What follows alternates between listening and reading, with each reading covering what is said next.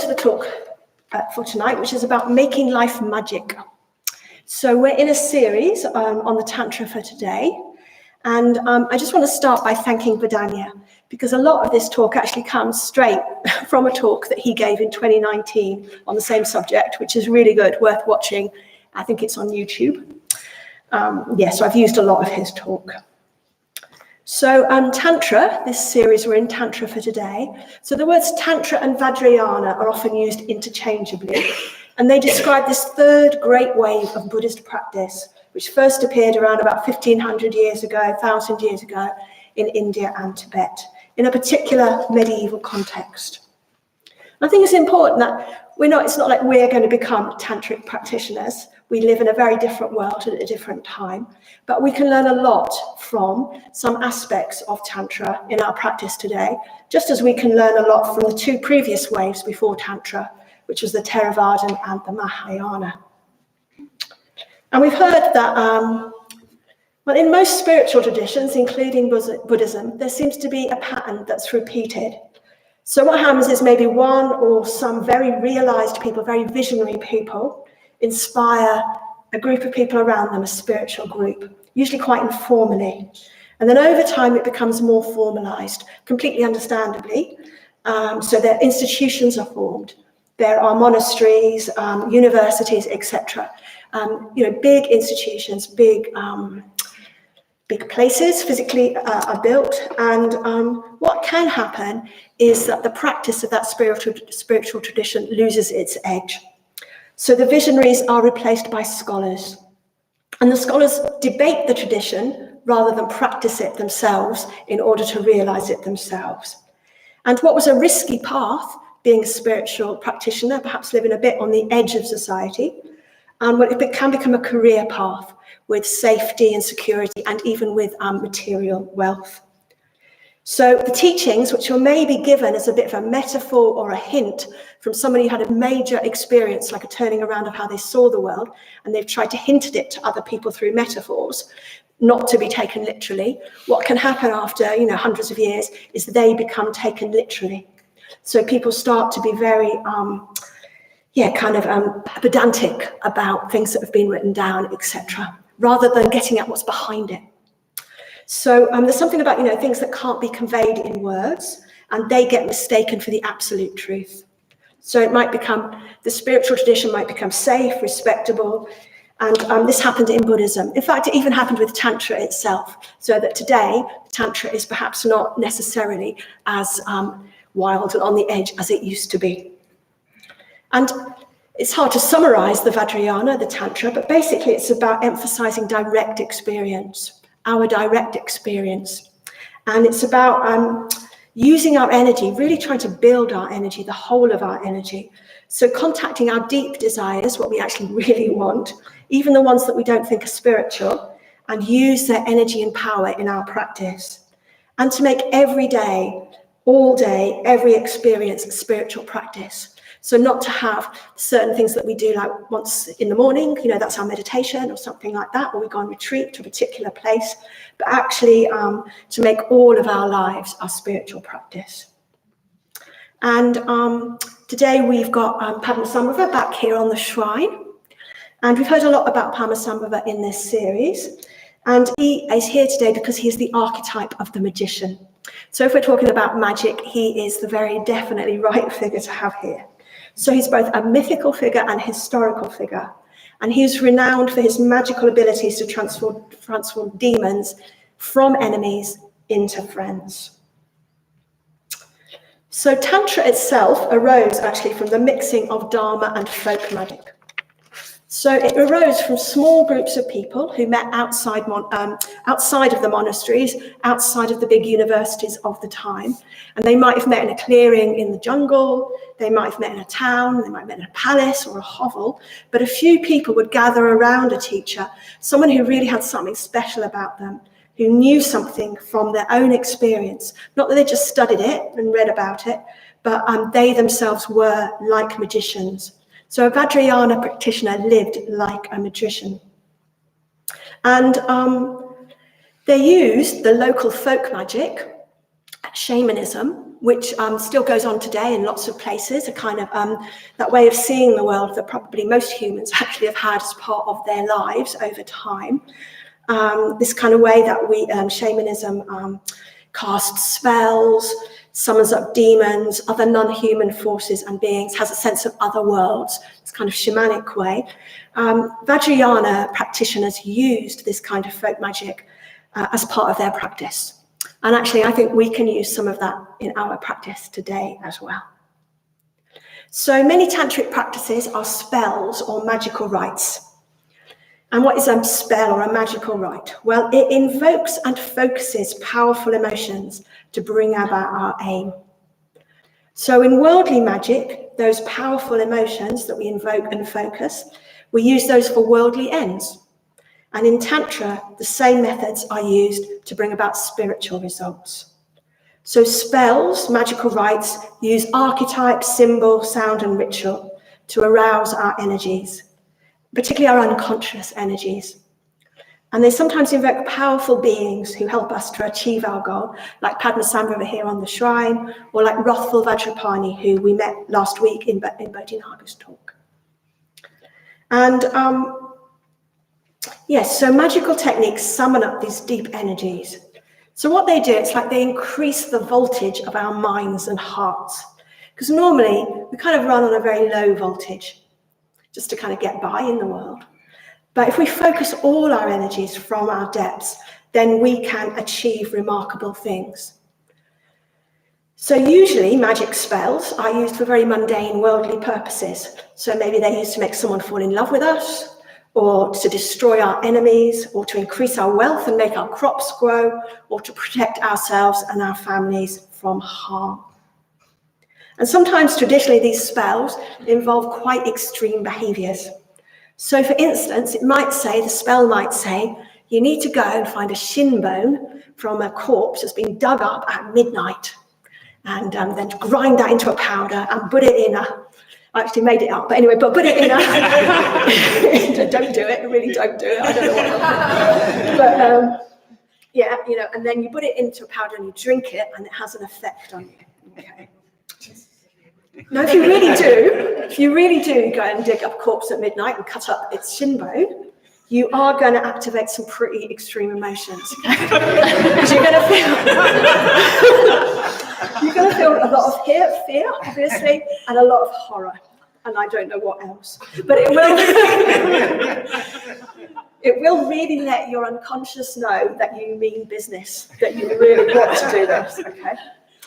On a kind of smaller scale, you might do something like, you might stay all night chanting the same words or the same mantra over again and again. Again, that will have a big effect on your unconscious that you're doing something so out of the ordinary. So you've really turned up the voltage of your mind and your heart. So I guess, magic has a bit of a bad name for most people these days, because practices like that, usually these internal practices, they usually can't influence the objective world. But they can be very effective in the internal spiritual arena. So you could say there are three ways, perhaps, that magic can be used. So firstly, there's this thing where you try to kind of make the crops grow really well or something like that, the external world. Maybe you want to pass an exam and you do a spell and to try and do that. But actually, we've got little control over that. So you're unlikely to be able to affect the weather. You're unlikely to be able to affect the exam questions that are set. Those things just aren't linked. But secondly, there are things like that a spell like that might affect. So if you've engaged your unconscious really strongly, you might actually, you really want to grow some really great beans or whatever it is this year. you might, because if you've really engaged and done spells to make that happen, well, what you might do is you might pay more attention to growing the crops. You might take more care with them and make sure that pests are removed, or that you water them more, or something like that. So you might actually, because of your internal, you behaving differently, you may well affect the outer world. You might work harder and be more focused when you're revising for your exams. In fact, you might actually approach your exams more kind of intelligently, so that you actually, just do it in a more focused way, and you might get better results. So these spells can affect the outer world. But using magic spells for our internal world, that is much more likely to work. If there's something fixed, habitual in my internal world that I want to change, something that's limiting me, then magic in this sense can and does work. So Vedanya has a great example, actually, that he tried for many, many years to give up smoking. And he says he'd kind of won an award for the person who'd, tried and failed more times to give up smoking. So he realized that basically what would stop him each time was craving a cigarette, obviously. And he started to see that craving as a demon. And he brought his aggression and his ill will, so emotions we don't normally associate with the spiritual life, to apply to that demon. So every time he felt the craving, he thought, you're not going to get the better of me. I think he swore at it a bit as well. He just it's like, I want you to, I'm not going to let you stop me. I want you to die. And the only way that you'll die is if I don't feed you by having another cigarette. And then he used his aggression and his ill will to do something very positive, and he killed that demon, and he hasn't smoked since. So I think it's a really good example of how you can turn what we see as aggressive and unhelpful emotions into something really positive. And we already use magical techniques actually in our practice. So when we chant mantras together, which you may have done if you've done a ritual, well, on a very kind of mundane way, that can help us to focus a distracted mind. Great to start a meditation session off with a mantra. But actually chanting, particularly with other people, can feel quite magical, because it can feel that like we might chant a mantra to Green Tara, or we might chant a mantra to Padmasambhava or other figures. And it can feel like there's a real energy that is particular to that figure. So if we're chanting the Green Tara mantra, it might feel that we're summoning up a figure who's very compassionate, who's will help us with our fear. It might feel that if we're if we're chanting Padmasambhava together, that we're summoning up something a bit more magical, a little bit more dramatic or something like that. So my experience has been that actually chanting mantras can feel very magical. I think in the Metta Bhavana, it's magical, actually, because we're conjuring up kindness and wishing people well, even people we don't like, which is pretty magical in itself. And something will arise, if we do that bhavana, we bring someone to mind and we wish them well, we can magically find ourselves, just things happen sometimes which are quite interesting. Like sometimes people might put somebody in their Metta Bhavana and then they get a call from them or an email from them or something like that. So I don't know how the Metta Bhavana might work, but it can really sometimes feel like it has an effect. And even on I think the fact that we are conjuring something up in itself is magical. So another way we might use magical techniques in our practice already is when we label the hindrances. So you might remember that if you're meditating and a state of mind that is not conducive to focusing, to resting in your experience comes back up like ill will or craving, we might label it. We might say, oh, anxiety, I see you. And that is a way very similar to the way that you'll have heard Sangha and others talking about Padmasambhava and how he works with the demons. He labels the demons, he learns their secret names, he uses the demon dagger to hold them down and gets them on his side. So, and that labeling is a really important part of that. So you could, and that's only just a bit of what we do, but you can see how magical spells, magical rites are part of our practice, part of the tantric practice. And in particular, there are 4 categories of tantric rites, which I've already touched on, that are based on what you could call kind of village magic, shamanic magic, that we might apply in different situations, in different contexts. So the first is the tantric rite of destruction. So this is used traditionally by shamans or villages to destroy enemies. It might be a group of people who are trying to take over your village, like an invading force, or it might be somebody in your village who's getting on your nerves and you want, to give them harm, do them harm, actually. Sort of local enemies. And that's how it's done mundanely. But I think for us, the tantric rite destruction is about being clear about what's getting in the way of our practice, the barriers to our practice, and just getting rid of them.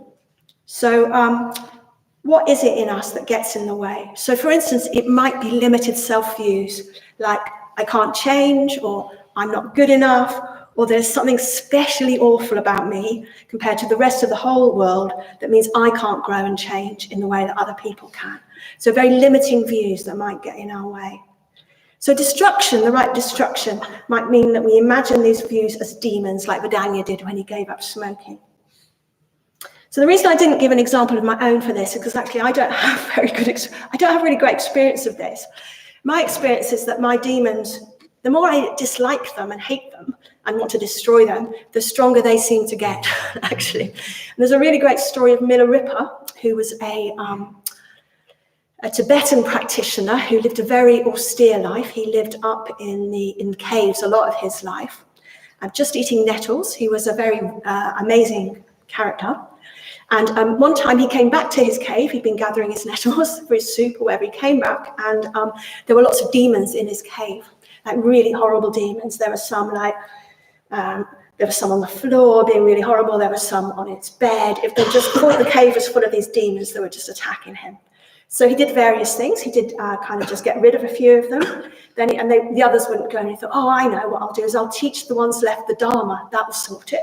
So a few did leave when they'd been taught the Dharma, but there was still a couple of really resistant ones, in fact, in his bed, taking up his space. And actually he realized that the only way that he couldn't get rid of those demons, what he had to do was just say, you can stay. If you want, I accept you, you can stay. And in that accepting of them, something changed. Those demons changed.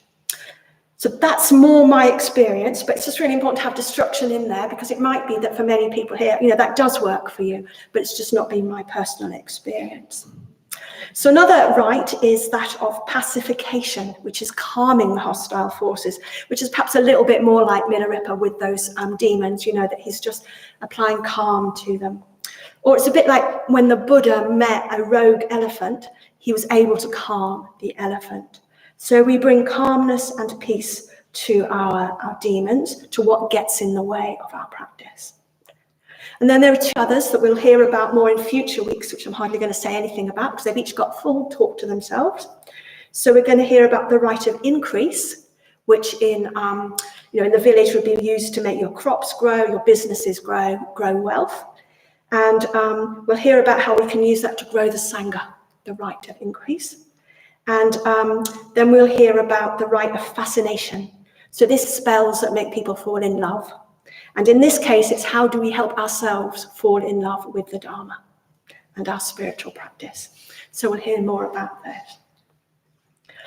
Okay, so I think the second half of the talk is the bit that kind of I'm most alive with, as it were, which is, as well as using magic and spells, the Vajrayana practitioner lives in a magical, vivid world, a colourful world, where everything is imbued with meaning, with magic, everything is sacred. So what we might experience as everyday, ordinary, mundane is extraordinary, magical, sacred. All of life is like that. So some examples of that is, for instance, the Vajrayana practice of regarding your meditation cushions or chair as the Vajra throne, the Vajrasana, the Vajra throne, a diamond throne, the center of the whole world, which is connected to the Buddha sitting underneath the Bodhi tree on the diamond throne and becoming enlightened, gaining enlightened. So every time you sit down to meditate, you are yourself sitting in that place where the Buddha sat. So you're making perhaps your mundane morning meditation into something really magical. And what you might do as part of that, like Zen practitioners do, you might start your meditation by bowing to your cushion or your chair. And at the end of your meditation, you might bow again to the chair or the cushion, because they are magical. They are connecting you in with the Buddha and enlightenment.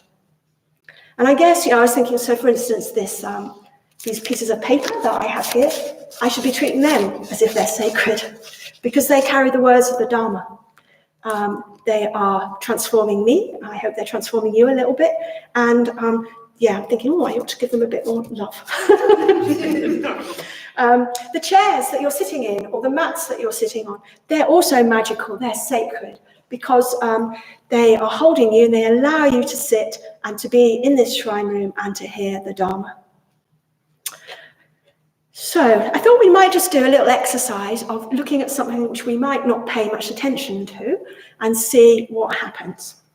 It'll be about 4 or 5 minutes, not much longer than that. So start, if you don't mind, by sitting comfortably. And then when you feel ready to, just closing your eyes, if that's okay with you. If not, just look down at the floor in front of you. And bring your hands together. So clasp them together, hold them together in whatever way is comfortable for you. And then just feel those sensations in your hands. You might be able to feel a sensation of temperature, whether it's cold or hot or warm. You might feel where your fingers are touching each other or touching your hand. There'll be certain sensations that are coming, that you're experiencing in your hands. And as you bring your awareness to those sensations, ask yourself, how do you feel those sensations? What is the process that allows you to experience your hands touching each other?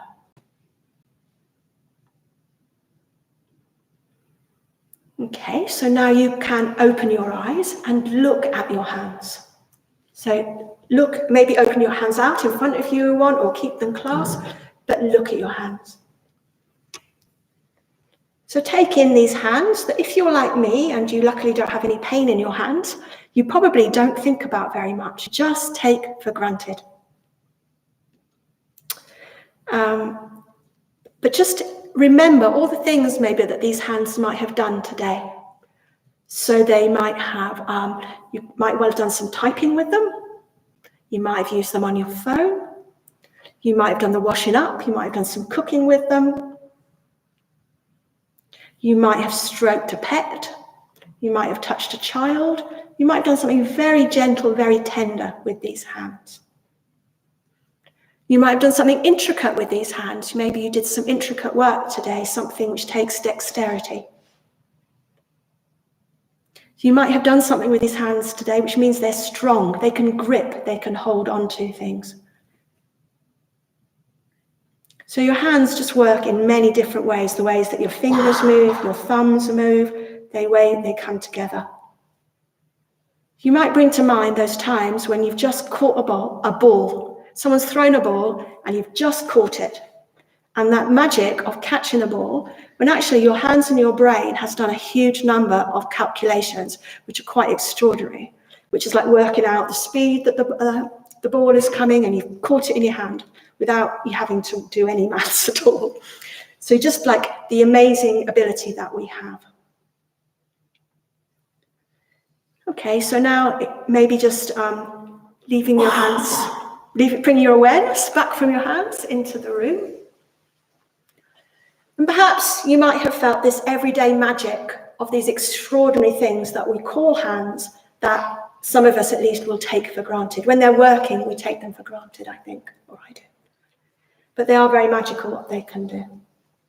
So we have a choice, actually, we have a choice. We could live in a magical world of meaning, or we could choose to live in a very dull world where things don't have any meaning, they're not magical. And in fact, that's probably going to be a world of what we call prapancha. So prapancha is a word that means mental proliferation. And what that means is, you know, when your head just goes off in loads of thoughts. So you get caught up in your head, lots of ideas, lots of thoughts and concepts about something. And actually you're just moving further and further, getting more and more entangled in the prapancha and away from what is really happening at that moment. Because, and it causes a lot of suffering, actually, that prapancha, that coming away from what's actually happening, getting caught up in thoughts. Because I think if we pay attention and we consider our world, well, it really is magical. It's extraordinary. It is amazing that we're here, that I just breathe. I think in the mindfulness of breathing, I can just really become aware of how extraordinary it is that from the moment I was born to the moment I die, hopefully, this breath is just going to come in and out. without me having to do very much about it at all. And it's a very complicated process, and it just happens. It's just extraordinary. Each breath is different as well. You know, when you do the mindfulness of breathing, you can become aware that no breath is the same. It's amazing that I can talk in this language and you can hear it and understand it.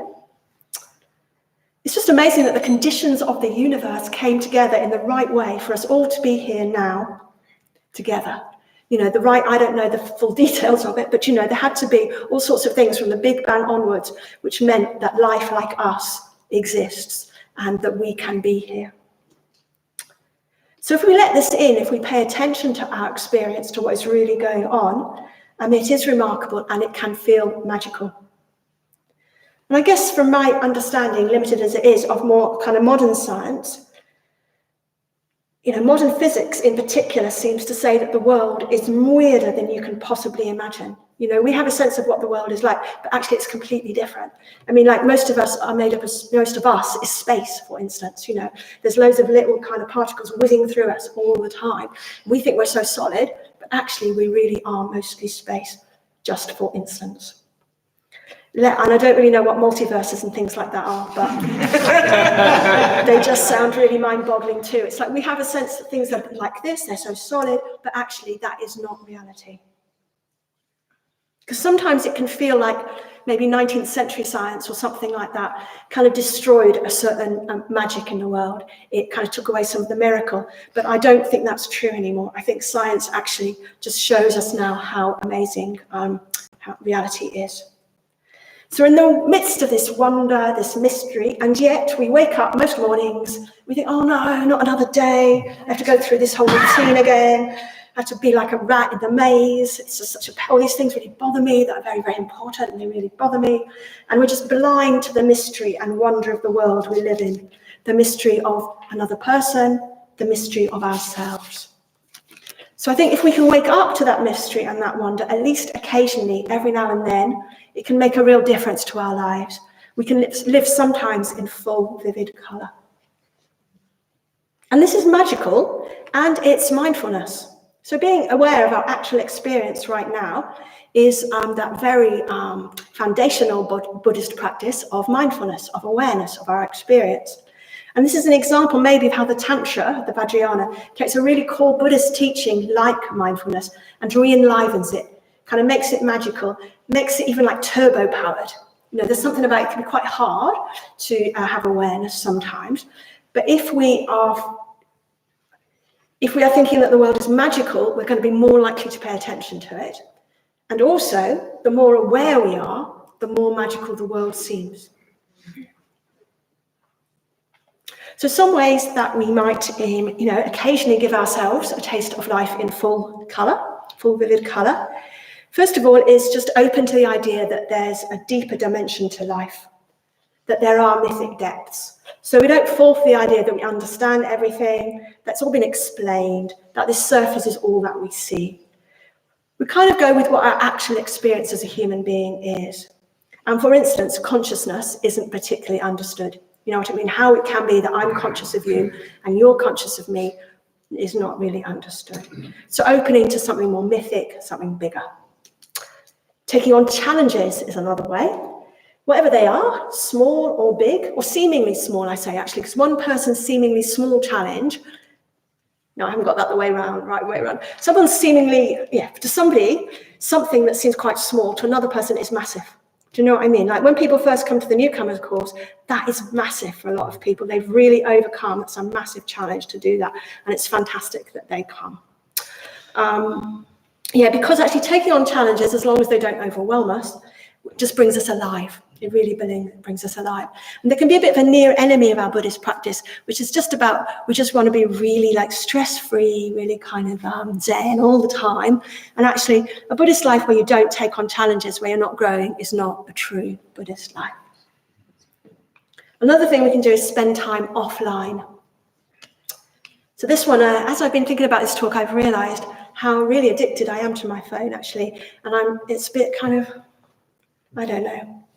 Anyway, our phones are extraordinary and magical objects, actually, in themselves. What you can access through that little rectangle is extraordinary, you know. the whole culture of the human race through history we can access, and all the things we can do with it. Do you know what I mean? So I don't think phones are themselves evil.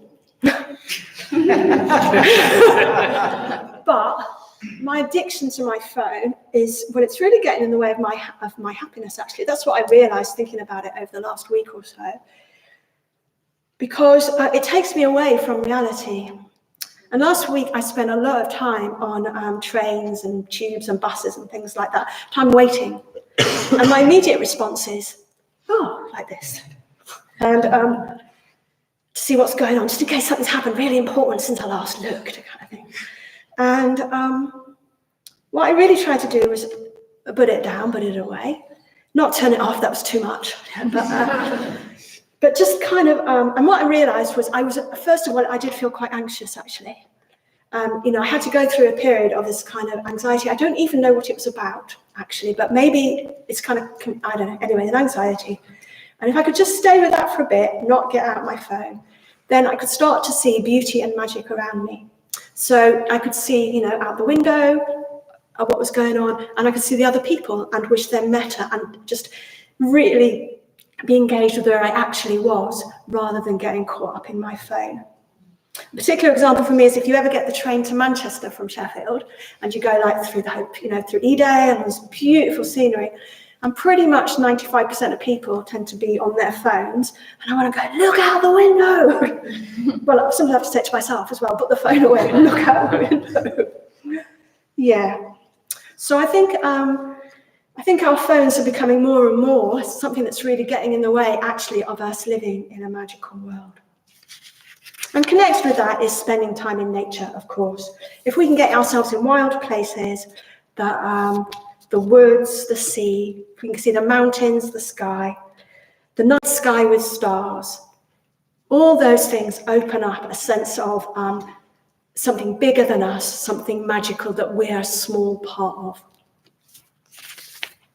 Meditation, because when we meditate, we move towards experiencing reality more directly.